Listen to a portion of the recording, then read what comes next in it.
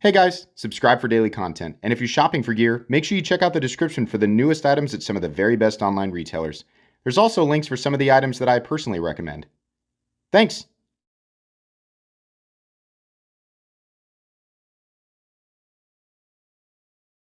What's going on YouTube? Metal Complex here, and today I've got a very interesting knife review / knife overview to share with you guys. This is the Null Knives Voodoo, the second, as far as I'm aware, the second production knife from Null Knives, and let me tell you, it's pretty cool. So this is a pre-production version. There's going to be a couple of slight changes, but he has outlined them in some paperwork that he sent with me. I'm going to share that with you guys here in a sec.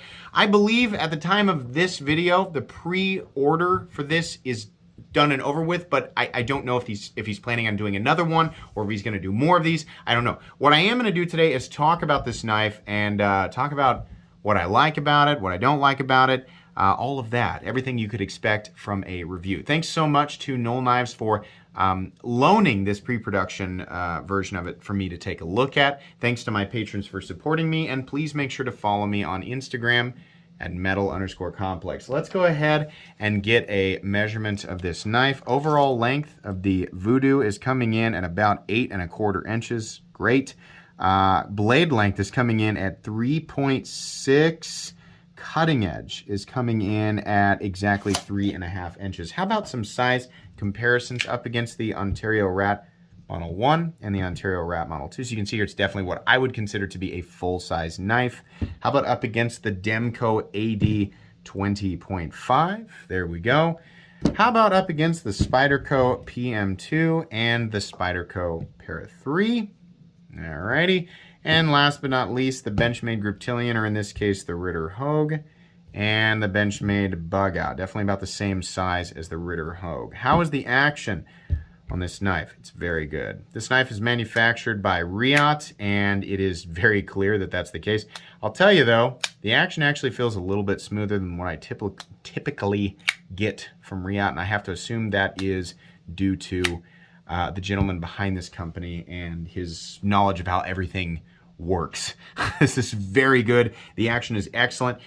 He's actually planning on, I'm going to show you guys here real quick all of the changes he's planning on making. We're talking about increased pocket clip depth. I'll let you pause this if you want to.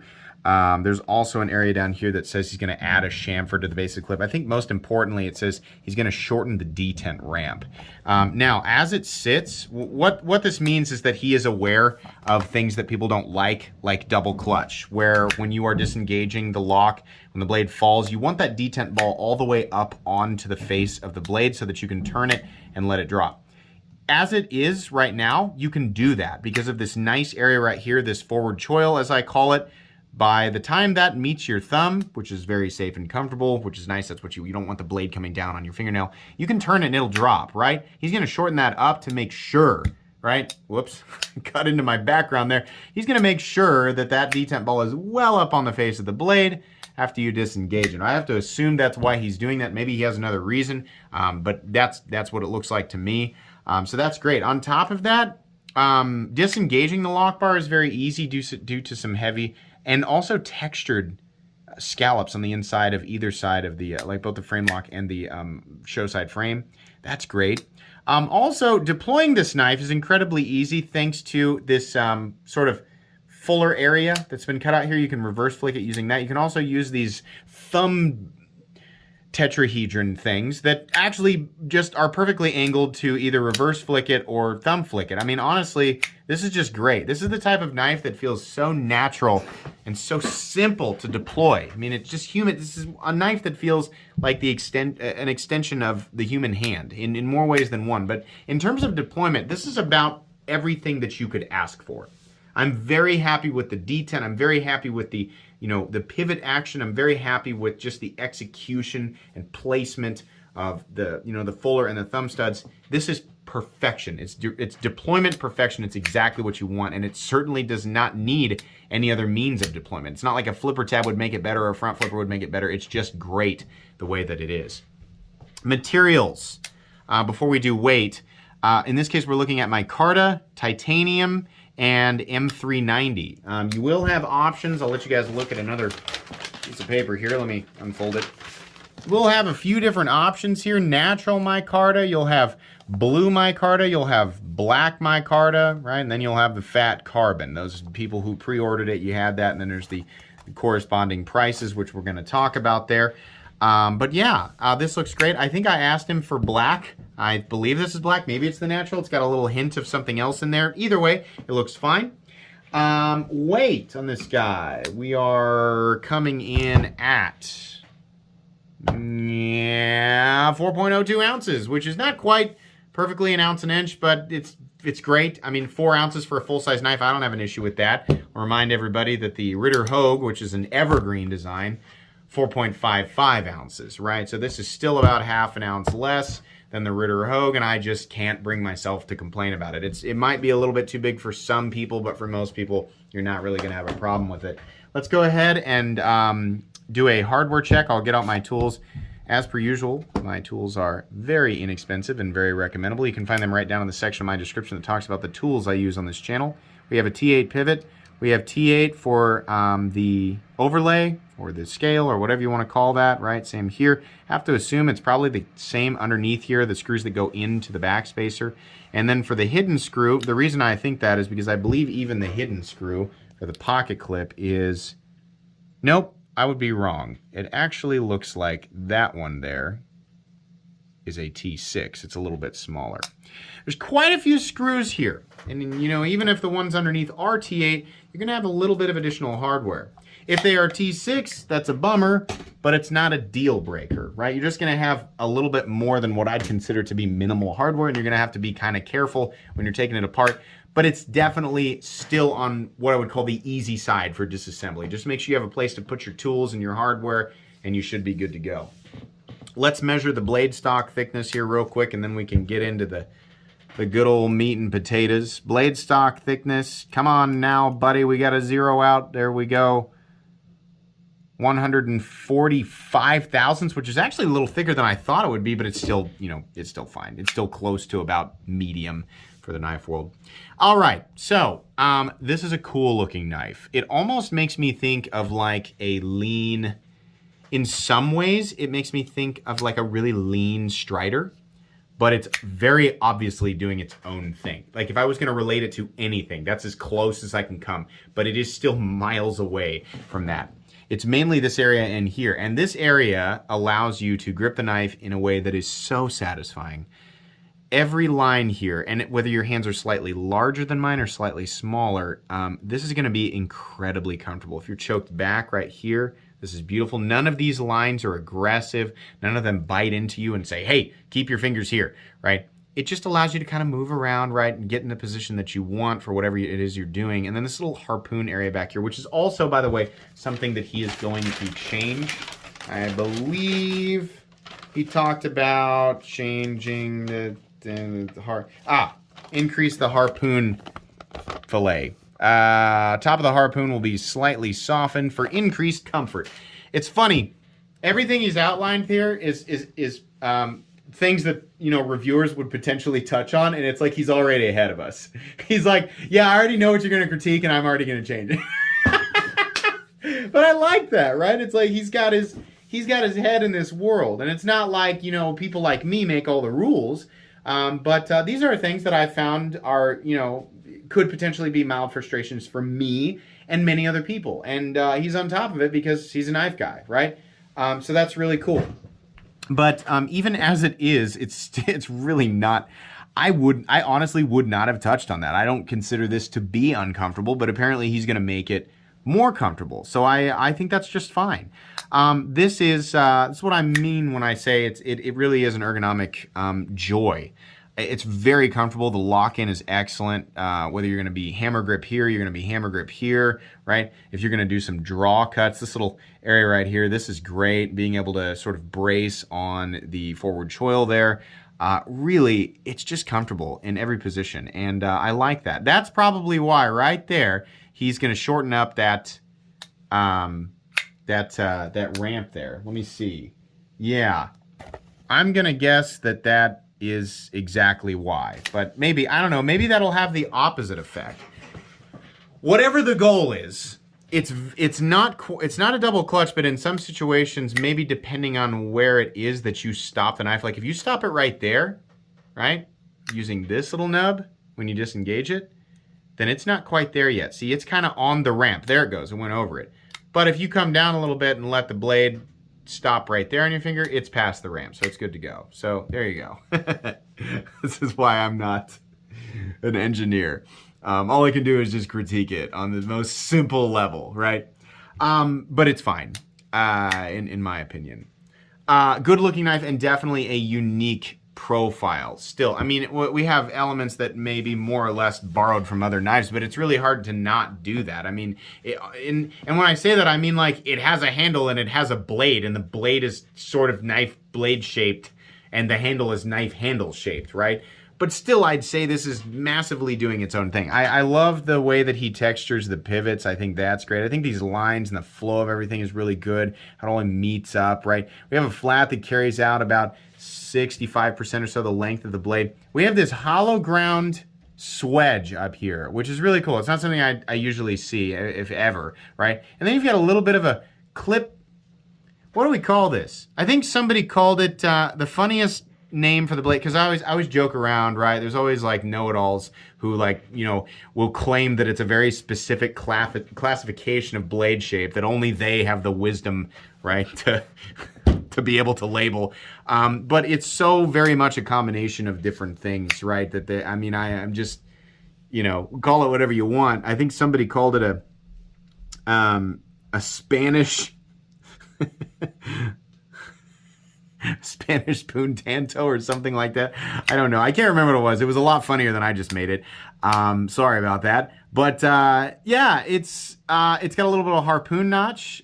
We have, you know, what looks almost like the Spanish tip, but it's a little bit more aggressive and has too much of a slant.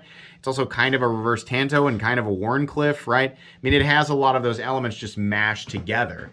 And, you know, we can spend all day trying to classify it. The important thing here is that it is incredibly utilitarian. We have a pretty darn aggressive hollow grind here, making the edge very, very thin. It's also very pointy out at the tip, and there's a little bit of curvature to the blade. So you still have belly, right?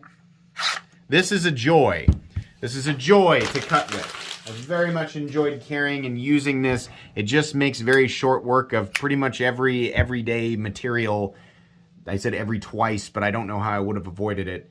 Every single everyday material that I, you know, would normally come across. I also like that we have a beautiful high polished tumbled finish, right? Same way with the flat. And then up here on the this hollow ground swedge is kind of a different finish, more of a concrete finish. Same thing with the inside of this little area right here. The edges of this area have also been nicely knocked down. It's just a really cool blade shape. I just really like it. I also like that the only thing that's on the blade is his logo. Really nice. Edge is very nicely sharp, and everything. Everything about the blade just makes me happy. I really cannot complain. These are M390. Riyadh always does a good job with M390, and honestly, I think this is a good blade shape for M390. You know, it's like I keep saying it over and over again. I can't complain. The transition from titanium to micarta in this case is perfect. That's what I expect from Riyadh, and that is the case here. The only reason it looks a little different right here is because this is the subframe lock or the bolster lock or whatever you want to call that. So they probably want to make they probably wanted to make sure that that absolutely cleared it. So I'm sure that that was intentional. Backspacer back here is interesting. We have these, I don't know if they look like, it's like a heart that's being slowly sucked into a black hole. But yeah, you know, it looks cool. I don't know if there's like some meaning to that or not. I honestly didn't look into it or ask about it, but the backspacer looks nice. Oh my gosh, where's the lanyard hole? Where's the lanyard hole? What will those 7 people do with their lanyards? Moving on here, we have a pocket clip that absolutely goes with the design of the knife, and the screw holding the knife in is hidden underneath. So it looks really good. We have a nice little ramp right here. This should make it, I mean, in my experience, it made it plenty easy to get in and out of the pocket, so no issue there. The carry depth is about here, so there's not very much of the knife sticking up out of your pocket, which is nice. The fact that this is it's got the overlay covering a lot of the frame lock, means that you're really not going to have to worry too much about where your fingers are on the other side, right? It's not likely you're going to accidentally put pressure on this part of the lock, so that's really good. I prefer that over an exposed frame lock. We have a stop pin that's located back here. No shouldering, but it doesn't need it. Runs on bearings, if I didn't say that. No blade play, up, down, left, or right. No lock stick whatsoever. No pivot lash. Extremely smooth in here. And a nice clicky detent. Do we still have perfect centering? Yes, we do. We have perfect centering. Base price of these was $345. Last I checked, the pre-order sold out almost immediately, so obviously people didn't have an issue with that. But honestly, you know, comparing this with other things that have come out manufactured by Riot, right? There's a lot of detail in this. There's a lot of like going the extra mile and doing extra cool things. The design is very good. The placement of things is good. The choice of materials is good, but more importantly, the execution of said materials is very, very good. If you want to pay more for the fat carbon, fine, you can do that, right? But the choice of, you know, having micarta as the base material is also fine. There's plenty of titanium and M390 here, and the micarta adds for a nice accent over what would otherwise just be a solid, boring titanium frame, right? Which also honestly would have been fine. If we look at other much plainer popular designs that are manufactured by Riot, we're hitting basically the same price point. This is very, very good. Not only does it check the boxes for knife enthusiasts, it's also an incredibly utilitarian and easy to carry cutting tool. It's interesting, right? It didn't sacrifice utility for design, for pomp and frill. But at the same time, it is designed really well. It does look cool, in my opinion, right? And it's got some style, right? It's fun to hold. It's fun to use. It's interesting. Every single time I flip this thing out, I just have to kind of stop and look at it and be like, dang, this thing is cool. But then when it's ready to go, it's ready to go. Yeah, this is definitely one of the most interesting things that I have handled in 2022. It's definitely one of the coolest knives, right? I think it's one of the best knives that I have shown on the channel, certainly within the top 20. I don't know when you guys are watching this, but sometime before the end of the year, there's going to be a top 20 folding knives according to Metal Complex of 2022, and this is definitely making the list. As far as what the best of the best is, I haven't really decided yet, but this is absolutely one of my favorites. If he does another run of these are absolutely worth picking up. If you are, you know, confined to the secondary market, if you can find one of these for the $345 price tag, then yeah, I would say go for it.